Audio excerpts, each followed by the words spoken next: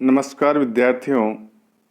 आज की जो अपनी क्लास होगी वो ह्यूमन डेवलपमेंट इंडेक्स या एसडीआई अर्थात मानव विकास सूचकांक के ऊपर हमारी क्लास होगी। हमारा टॉपिक रहेगा एसडीआई। विद्यार्थियों, आप लोगों ने देखा होगा, सुना होगा, पढ़ा होगा कि जो न्यूज़ चैनल्स होते हैं उन पर जो डिबेट होती है उसमें एसडीआई की चर्चा होती है। जो न्यूज़पेपर्स है उनमें एसडीआई का उल्लेख रहता है और जो विभिन्न प्रतियोगी परीक्षाएं हैं उसमें एसडीआई से रिलेटेड बहुत सारे क्वेश्चन पूछे जाते हैं। तो आज हम इसके बारे में विस्तार से अध्ययन करेंगे। एसडीआई क्या है, इसका अध्ययन क्यों ज़रूरी है, इसकी कैलकुलेशन कैसे किया जाता है, इस लेक्चर में इन सब बातों को कवर करेंगे। स्टूडेंट्स, जैसा कि मैंने बताया कि इसका अध्ययन क्यों किया जाता है, ऐसा क्या खास वजह है, इसकी परिभाषा क्या है, कौन जारी करता है, इसकी गणना कैसे की जाती है और विभिन्न देशों की रैंक की तुलना का हम अध्ययन इस हमारे लेक्चर में करेंगे। तो एसडीआई का अध्ययन क्यों आवश्यक है? विद्यार्थियों, किसी भी देश की नागरिकों की खुशहाली का पता हमें किस चीज़ से करें, इस चीज़ को जानने के लिए समय समय पर प्रयास किए गए हैं। लेकिन जो शुरुआत में अर्थशास्त्री थे उन्होंने केवल विकसित देशों की अर्थव्यवस्था की समस्याओं पर ध्यान दिया। एडम स्मिथ, जिनको अर्थशास्त्र का जनक माना जाता है, उन्होंने सबसे पहले जो अपनी पुस्तक लिखी, प्रकाशित की 1776 में, और उस बुक का नाम था wealth of Nations. Wealth of Nations में उन्होंने जो विकसित अर्थव्यवस्थाएं थी उनकी समस्याओं के बारे में और उनका क्या कुछ समाधान किया जा सकता है इसके बारे में उन्होंने विस्तार से बताया। लेकिन 1950 के दशक के बाद, या सही कहे तो जो उपनिवेशीकरण के बाद और जो नई तरतीय दुनिया के विश्व जब आज़ाद हुए, तो उस समय एक नई विचारधारा सामने आई कि क्या हम इन जो पिछड़े हुए इलाके हैं, जो विकास की दौड़ में पीछे रह गए, इनके ऊपर ध्यान न दें। तो इसी समय बहुत सारे जो अर्थशास्त्री थे उन्होंने बताया कि किसी एक स्थान की दरिद्रता प्रत्येक अन्य स्थान की समृद्धि के लिए खतरा है। यानी हमें इन लोगों ने, अर्थशास्त्रियों को एहसास हुआ कि हमें पिछड़ी हुई अर्थव्यवस्था में पिछड़े हुए जो दुनिया के लोग हैं उनके बारे में भी फिक्र करने की ज़रूरत है, क्योंकि अगर वहाँ पर अशांति रहेगी तो समृद्ध क्षेत्रों की शांति और संपन्नता के लिए खतरा है। तो इसी विकास क्रम को, इसी उपागम को आगे बढ़ाते हुए इस बात पर ध्यान दिया गया कि न केवल राष्ट्रों के धन का अध्ययन किया जाए बल्कि राष्ट्रों की दरिद्रता का भी अध्ययन किया जाए। और इसके लिए क्या ज़रूरी है? इसके लिए ये ज़रूरी है कि सबसे पहले उनके कुछ ऐसे पैरामीटर्स हो जिनके आधार पर उनके आपस में तुलना की जा सके कि इन पैरामीटर्स के आधार पर विकसित देश जिनको कहते हैं वो आगे हैं, या अगर ये पैरामीटर्स में कमी है तो उस देश को विकासशील या कम विकसित देश कहा जाएगा।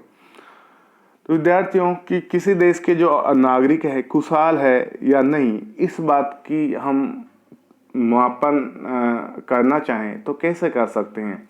इसके लिए सबसे पहले जो तरीका अपनाते थे वो था सकल राष्ट्रीय आय का, कि अगर किसी देश की सकल राष्ट्रीय आय अधिक है तो उस देश के निवासी अधिक संपन्न होंगे, अधिक खुशहाल होंगे और एक अच्छी ज़िंदगी जी रहे होंगे। लेकिन इसकी जब सकल राष्ट्रीय आय को इस मापक के रूप में लिया गया तो बहुत कमियां भी सामने आई। क्या कमियां सामने आई?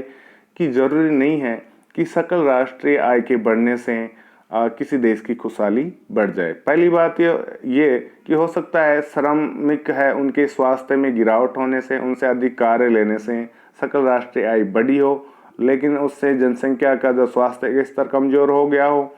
दूसरी जो समस्या है, विकासशील देशों में सकल राष्ट्रीय आय की गणना करने का बहुत मुश्किल काम है। दोहरी गणना की समस्या आती है। असंगठित क्षेत्र विकासशील देशों में ज़्यादा है, तो इसका गणना करना काफ़ी मुश्किल काम है।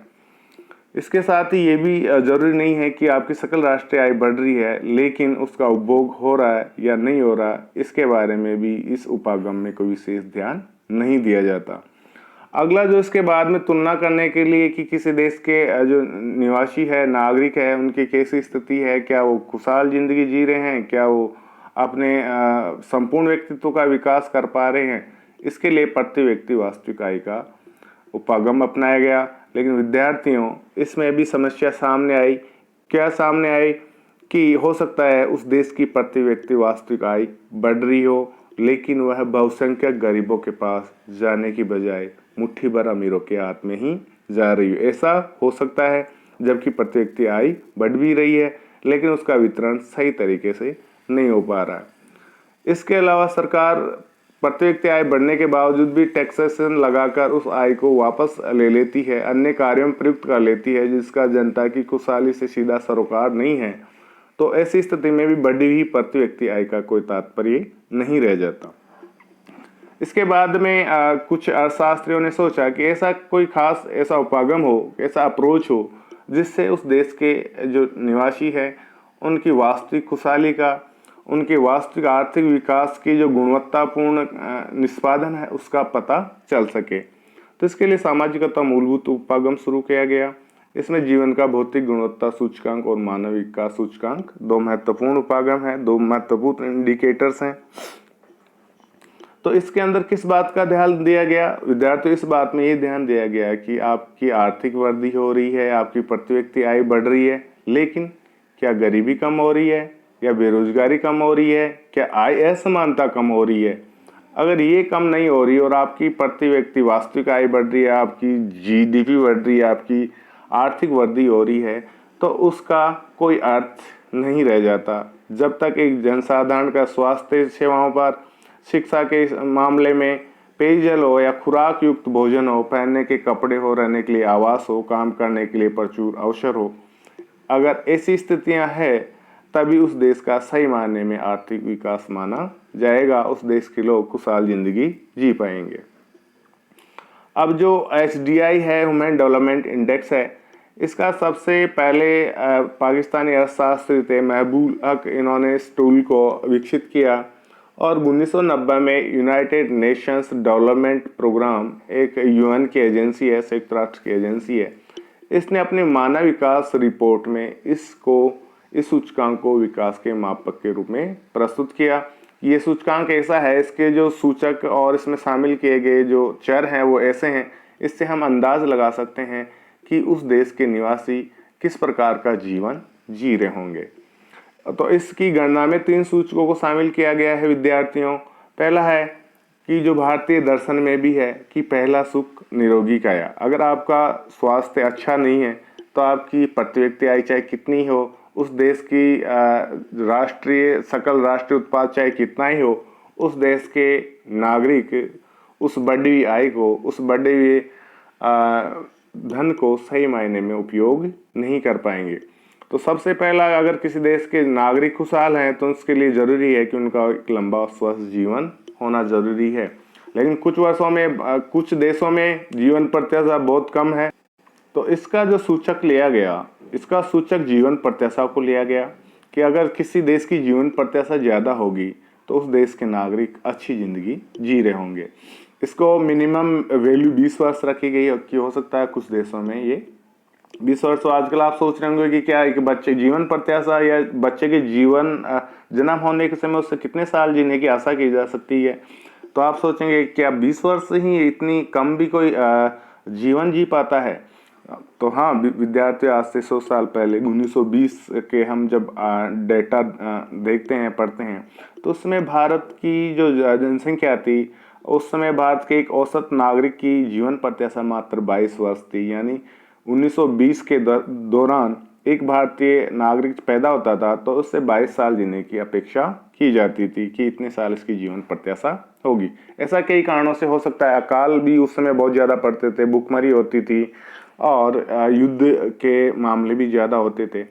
तो ऐसी स्थितियों में ये 2 रेंज है, मिनिमम 20 वर्ष और मैक्सिमम 85 ईयर्स। अगला है, इन्होंने जो शामिल किया कि आपके पास में संसाधन है, आपके पास में अच्छा स्वास्थ्य है, लेकिन क्या आपका नॉलेज का स्तर ऐसा है कि आप इन संसाधनों को एंजॉय कर सकते हैं, इनको आप अच्छी तरीके से जी सकते हैं, अच्छे तरीके से इनको यूज़ ले सकते हैं। इसके लिए ज़रूरी है कि उस देश की जनसंख्या में जो नॉलेज का स्तर है वो बहुत अच्छा होना चाहिए। इसके लिए 25 वर्ष से अधिक आयु के व्यक्तियों की स्कूलिंग के औसत वर्ष को मापक लिया गया है कि 25 वर्ष या अधिक आयु के व्यक्तियों की जो है उन्होंने कितने साल स्कूलिंग में गुजारे हैं। अगला जो चर है वो है 18 वर्ष के बालक की स्कूलिंग के प्रत्याशित वर्ष यानी एस्टिमेटेड ईयर्स ऑफ स्कूलिंग। इसमें ये बताया जाता है कि एक 18 वर्ष का बालक है, उसके स्कूलिंग के जो वर्ष हैं उनकी हम कितनी आशा कर सकते हैं कि 18 साल में से कितने साल वो स्कूल में गुजारेगा। एक अलग मापक है। जो तीसरा है उत्कृष्ट जीवन स्तर, यानी हमें जीवन जीने के लिए संसाधन चाहिए, हमारे पास आय चाहिए, जिसके लिए इस उपागम में डॉलर की क्रय शक्ति क्षमता पर आधारित प्रति व्यक्ति जीएनपी को मापक लिया गया है। विद्यार्थियों, इसमें एक फोटो दी गई है, आपको ये बताना है ये कौन से प्रसिद्ध अर्थशास्त्री की फोटो इसके अंदर है। इसका आप जवाब कमेंट बॉक्स में जरूर दें। विद्यार्थियों, जो मानव विकास सूचकांक है इन तीनों चरों से बनाए हुए अलग अलग सूचकांकों का ज्योमेट्रिक माध्य है। उपरोक्त तीनों चरों के अलग अलग सूचकांक बनाए जाते हैं। जीवन प्रत्याशा सूचकांक बनेगा अलग से, एक दूसरा शैक्षणिक सूचकांक बनेगा, तीसरा आय सूचकांक बनेगा। अब ये कैसे बनता है ये आपको बताते हैं स्टूडेंट। जीवन प्रत्याशा सूचकांक है, इसका फॉर्मूला ये है, जीवन प्रत्याशा से तात्पर्य कि जिस देश का हम जीवन प्रत्याशा सूचकांक ज्ञात करना चाहते हैं तो इसमें जिस देश की हम काउंट करेंगे उसकी जीवन प्रत्याशा यहाँ रख देंगे, उसका ये फॉर्मूला है। और जैसे कि इंडिया की 2019 का जो HDI रिपोर्ट है उसके अंदर ये जीवन प्रत्याशा थी, इसको यहाँ रख देंगे तो हमारे पास में जीवन प्रत्याशा सूचकांक सामने आ जाएगा।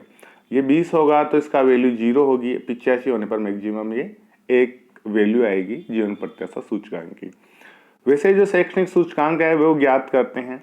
ज्ञात कैसे करेंगे? ये आ गया main years of schooling index, यानी कि 25 वर्ष की आयु तक या उससे अधिक आयु वाले नागरिकों ने स्कूलिंग के दौरान कितने साल गुजारे हैं। भारत में इस HDI रिपोर्ट 2019 के अनुसार ये जो डेटा है वो है 6.5 वर्ष, यानी भारत में 25 साल या उससे अधिक उम्र के जो नागरिक है वो मात्र 6.5 साल स्कूलिंग के दौरान गुजारे हुए हैं। और अगला जो है ये इसका डाटा है expected years of schooling index, यानी किसी जो विद्यार्थी ये बालक है 18 वर्ष का वो कितने साल स्कूल में गुजारने की उसकी आशा की जा सकती है। इंडिया में 12.3 ईयर्स है इसका जो नई रिपोर्ट के अनुसार आंकड़ा है। अगला जो सूचकांक है वो आय सूचकांक है। इसके अंतर्गत यहाँ पर उस देश की जो प्रति व्यक्ति सकल राष्ट्रीय उत्पाद है उसको हम रख देंगे। उसके बाद में उसका जो वैल्यू आएगा, वैल्यू 100 होने पर या उससे कम $, होने पर 0 आएगा, या 75,000 $, होने पर या उससे अधिक ज़्यादा होने पर इस सूचकांक का मान 1 आएगा। ये एक मैक्सिमम रहता है। जो अपनी HDI रिपोर्ट 2019 है उसके अनुसार ही इसमें जो सारे डाटा बताए हुए हैं उसी रिपोर्ट के अनुसार है, जिसके अंदर इंडिया की जो वो है $6,829 सालाना आय प्रति व्यक्ति की गई है, जो कि बहुत ही कम है। इसके बाद में इन तीनों सूचकांकों का ज्यामितिक माध्य है। विद्यार्थियों, आपने पढ़ा होगा कि जो माध्य हैं 3 प्रकार के होते हैं, समांतर माध्य, हरात्मक माध्य और ज्यामितीय माध्य। तो ये ज्योमेट्रिक माध्य के आधार पर इसका कैलकुलेशन कर लेते हैं। इसका ये फॉर्मूला है और इसका मान जो आएगा 0 से लेकर 1 के बीच में आता है। 0 सबसे खराब वाली स्थिति होती है और 1 सबसे बेस्ट स्थिति होती है, लेकिन कभी ऐसा नहीं होगा कि 0 वाले मान पर ही शायद ही कोई देश पहुंचे और 1 के वाले मान पर भी शायद ही कोई देश पहुंचे, क्योंकि इन दोनों के बीच में रहता कोई देश ऐसा नहीं हो सकता जिसकी साक्षरता का स्तर, जिसके बच्चे स्कूल में एक दिन भी नहीं गए हो, या कोई ऐसा देश नहीं होगा जो आय के पैमाने पर इस पैरामीटर में जो 75,000 वाला है उस लेवल को पहुंच रहा हो या सारे पैमाने एक साथ पूरा कर रहा हो, तो वही देश 1 के स्तर पर पहुंचेगा। अब इसकी जो कैटेगरियां हैं वो 4 कैटेगरियां हैं मानव विकास की। एक तो अति उच्च है, एक उच्च है, एक मध्यम है और निम्न मानव विकास है। इनकी सबकी ये है, क्योंकि 1 से नीचे ही है, आप देखेंगे जो भी ये श्रेणियां है 1 से नीचे और 0 से ऊपर है। ये आप नोट कर ले अपने नोटबुक में। तो भारत की स्थिति इसमें मध्यम मानव विकास वाले देश में शामिल होती है। अब आपसे ये फोटो दिख रही है विद्यार्थियों, ये महबूब उल हक है जो HDI का प्रतिपादन किया था, पाकिस्तानी अर्थशास्त्री थे, उनकी फोटो भी मैंने आपको दिखाई है। अब SDI रिपोर्ट 2019 को हम देखते हैं, इसमें क्या जो फैक्ट्स सामने आए हैं। इस रिपोर्ट की theme inequality in human development in 21st century रखी गई है। इस रिपोर्ट में भारत की पोजीशन है 129 आउट ऑफ 188 रही है, जो कि पिछले साल की लास्ट ईयर की जो रैंकिंग है उससे एक स्पॉट ऊपर है। और भारत की जो SDI वैल्यू है 0.647 रही है, जो कि मध्यम मानव विकास देशों की श्रेणी में आता है। अब स्टूडेंट्स, जो नॉर्वे है, जो 14 बार जिसने इस सूचकांक में टॉप किया है, उसके वैल्यू हम देख लेते हैं। उसकी जो SDI वैल्यू है 0.954 रही है। वहाँ की जीवन प्रत्याशा 82.3 ईयर्स है। भारत की देखें तो 69.4 ईयर्स है। वहाँ की जो है estimated years of schooling 18.1 year है। हमारे यहाँ पर 12.3 वर्ष है। मेन ईयर्स ऑफ स्कूलिंग वहाँ पर 12.6 है, हमारे 6.5 ईयर्स है। वहाँ की जो प्रति व्यक्ति सालाना आय है वो है 68,059 US$ है विद्यार्थियों, जबकि हमारे यहाँ पर 6,829 US$ सालाना प्रति व्यक्ति आय है। स्टूडेंट्स, आप देख रहे होंगे कि जो नॉर्वे है उसमें और इंडिया की वैल्यू में तो बहुत ही कम अंतर है।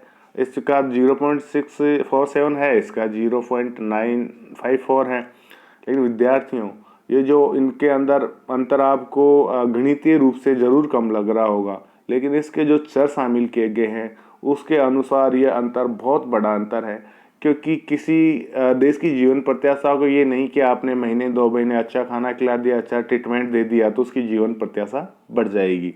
इसके अलावा ये भी नहीं है कि आपने स्कूल खोल दी, बच्चों को आप वहाँ पर पूरी व्यवस्था कर रहे हैं तो सारे बच्चे स्कूल में ही रहेंगे, कोई वो नहीं रहेगा।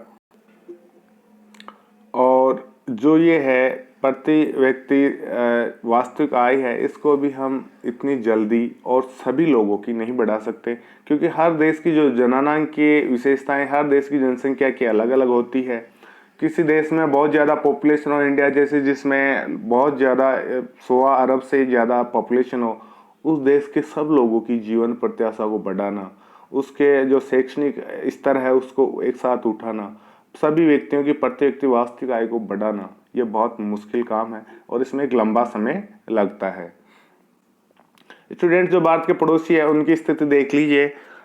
जो है श्रीलंका 71वीं पोजीशन पे है। आप सरप्राइज करेंगे कि श्रीलंका में ऐसा क्या खास है। तो श्रीलंका के जो इस चर के मापने के 3 मापक है, उसमें पहला है जीवन प्रत्याशा, दूसरा है शैक्षणिक स्तर।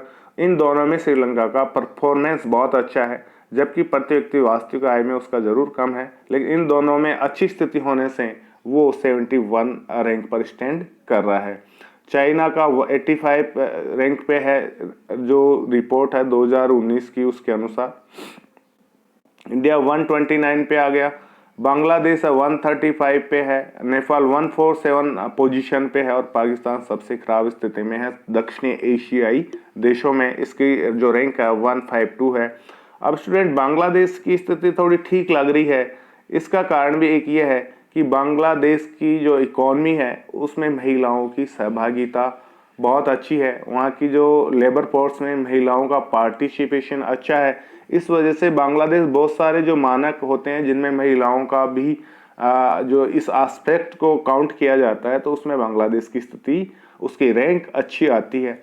अब स्टूडेंट्स, इनमें अपने पड़ोसी जो देश हमारे भारत के, उनमें से एक और देश रह गया है, और वो देश कौन सा रह गया आप बताएंगे? वो देश रह गया आपका भूटान। भूटान की जो रैंक है स्टूडेंट्स 134 रैंक है। SDI 2019 की रिपोर्ट के अनुसार इंडिया की 129 हो गई और पाकिस्तान की 152 रैंक हो गई। विद्यार्थियों, इस प्रकार हमने देखा कि SDI क्या है, उसका प्रयोग क्यों किया जा रहा है और हमारे देशों की स्थिति कैसी, पड़ोसी देशों के साथ हमारे देश की तुलना हमने की और हमने देखा कि अभी भी हमें इन जो पैरामीटर्स हैं SDI के जो सूचकांक है उनमें अभी हमारे देश को बहुत काम करने की ज़रूरत है। इसी के साथ में इसका जो कैसे कैलकुलेशन किया जाता है उसके बारे में पढ़ा। SDI रिपोर्ट के बारे में हमने पढ़ लिया है। और इस पर हमारा एक समग्र दृष्टिकोण विकसित कर लिया स्टूडेंट। इसके लिए आपको बहुत बहुत धन्यवाद। Thank you so much.